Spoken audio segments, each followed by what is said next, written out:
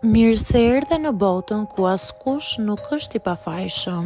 Sekrete shqiptare, vendi ku rrëfimet më të thella, më të ndaluara dhe më të pathëna të shqiptarëve marrin zë. Na bëni subscribe për histori të ndryshme.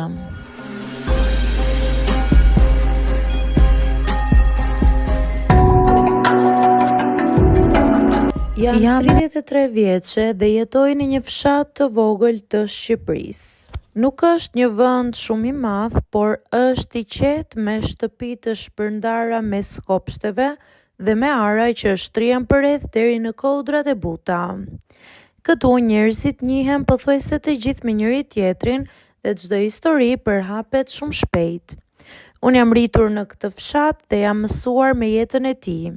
Mëngjeset e hershme, erën e tokës, pas shiut, zhurmën e traktorëve që kalojnë për rrugët e ngushta dhe bisedat e gjata në hijen e ndonjë peme gjatë verës. Prej disa vitesh merrem vetë me tokën e familjes. Kur babai im u plak dhe nuk mundi më të punonte si më parë, dikush duhej të kujdesej për arën.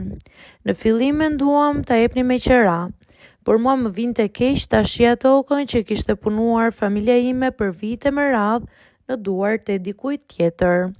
Kështu vendosa ta provoj vetë. Nuk ishte e lehtë në fillim. Puna e tokës kërkon forcë dhe durim. Ka ditë kur dielli është i fortë dhe djersa të shkon në sy. Ka ditë kur shiu prish gjithë planin që ti kishe bërë. Por ka edhe diçka shumë të bukur në këtë punë. Kur e shet tokën të gjallërohet, kur mbjell diçka dhe pas disa javësh fillon të shfaqen gjethet e para, ndjen një lloj kënaqësie që është e vështirë ta përshkruash. Unë zakonisht zgjohem herët, para se dielli të bëhet shumë i fortë, marr veglat dhe dal në arë.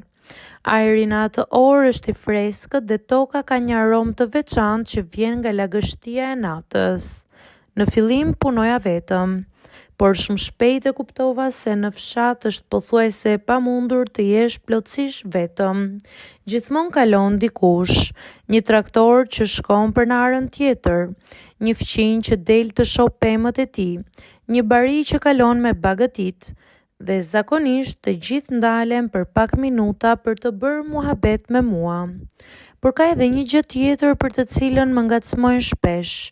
Në fshat njerëzit janë shumë të drejtë për drejtë dhe bëjnë shaka pa shumë filtra. Që kur fillova të punoj tokën vetë, burrat e fshatit kanë filluar të bëjnë komplimente.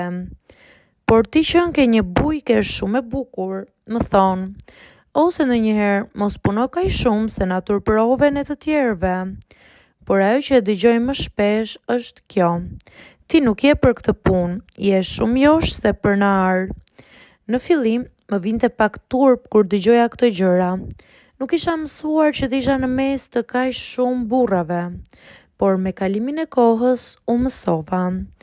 Në fakt, shumica e tyre nuk e thonë me qëllim të keq. Është mënyra e tyre për të bërë humor dhe për të bërë punën më të lehtë. Një nga momentet që më kujtohet më shumë ndodhi një pasditë vere.